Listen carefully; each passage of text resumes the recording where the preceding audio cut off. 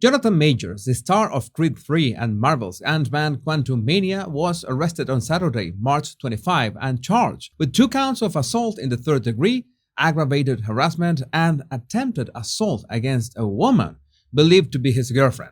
But now, Major's attorneys have released the alleged text that said girlfriend and alleged victim sent him in a way to redeem him. And there's one sentence in this text that is incredibly common in cases of domestic abuse. I am not saying that he is guilty, but you will understand as soon as we go through those texts together. Welcome back, my body language buddies. My name is Jesus Enrique Rosas. I'm the body language guy, and it would be great if you join us by just liking this video, subscribing, and hitting that bell. Let's get down to it. The screenshot of a text exchange seemingly between Majors and his alleged partner and provided by Majors' attorneys was shared by TMZ. Let's read between the lines. Please let me know if you're okay when you get this. They assured me that you won't be charged. They said they had to arrest you as protocol when they saw the injuries on me and they knew we had a fight. Okay, first of all, a woman was sent to the hospital, and these details are not nice to know, but Majors is accused of hitting her, and I quote,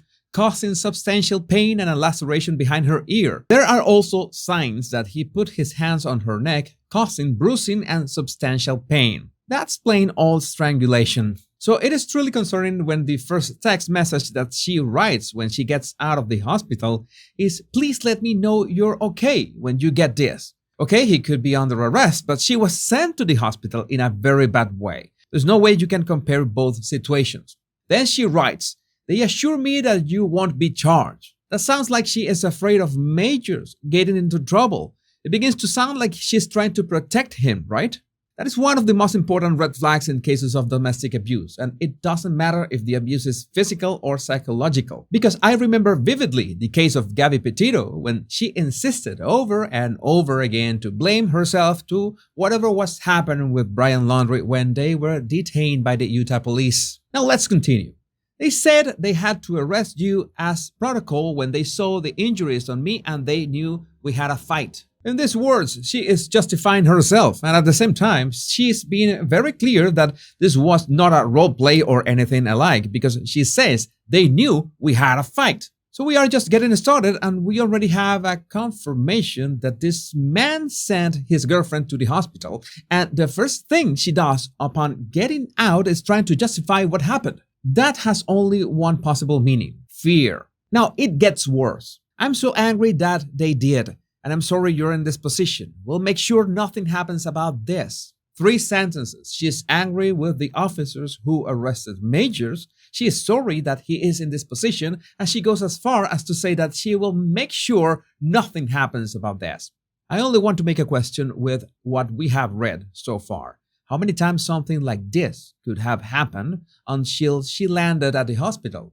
Because in my experience with victims of abuse, when they finally have the courage to break free from those toxic relationships, it's because the abuser has crossed a line. And sometimes not even them. But the most concerning line of text is the next one. I told them it was my fault for trying to grab your phone. I only just got out of the hospital. Just call me when you're out. I love you. I highlighted that sentence because that is the most concerning words of all those texts. There's not a single time where a victim of abuse will not eventually blame themselves for what happened. And it's something heartbreaking when it happens to a loved one and you feel like you cannot help them. If it's your mother or a sister or a son or a daughter and you know they are being abused. Again, it doesn't matter if it's physical or psychological. It has the same long-standing impact on their psyche, and it's far worse when they have reached the stage in which they not only justify their abuser, but blame themselves for the abuse. Again, there is an investigation ongoing, so we cannot say that Majors is guilty or not. But what I'm absolutely sure of is that you or someone close to you at some point of your lives have suffered some degree of psychological manipulation to the point that maybe you sincerely thought it was your fault. And this is one of the most dangerous states in any relationship because it means that you have lost enough self-love to place the blame of the abuse in yourself. This doesn't happen overnight. This always happens over a period of time that could be weeks or more like months. We haven't even mentioned that according to the alleged victim, This was for trying to grab Major's phone. Again, I'm glad that Major's attorneys released these texts, but I really don't see in which situation or in which multiverse these texts could actually help to redeem Jonathan Majors. The next lines are just a reinforcement of what she has written so far. I only just got out of the hospital. Just call me when you are out. I love you. Now, between this previous text and the next batch of texts, there is a gap of 3 hours. And after those 3 hours, this is what she wrote. They just called again to check on me, and I reiterated how this was not an attack and they do not have my blessing on any charges being placed. I already described what the police revealed about her injuries, but she wants to double down in the version of the events in which this was not an attack, that somehow he did not send her to the hospital. I read the paper they gave me about the strangulation, and I said point blank this did not occur and should be removed immediately. The judge is definitely going to be told this. She ensured this to me. This so-called paper is like a guide when doctors spot the obvious signs that some kind of a strangulation has happened, and they want to make sure the victim can recall the events because anybody can pass out in these situations. But she's more concerned with making sure the judge is told this, that no strangulation happened. But my question is, why the topic of strangulation was mentioned in the first place? And the answer is, of course, doctors found signs on her neck. I know you have the best team and there's nothing to worry about. I just want you to know that I'm doing all that I can on my end. Again, reinforcing that self-blaming and reassuring that it is her who's gonna get him out of trouble. I also said to tell the judge to know that the origin of the call was to do with me collapsing and passing out, and you're worried as my partner due to our communication prior. Out of care, she promised all will be relayed. Again, she has just confirmed herself that she collapsed and passed out. Well, we have two options here then.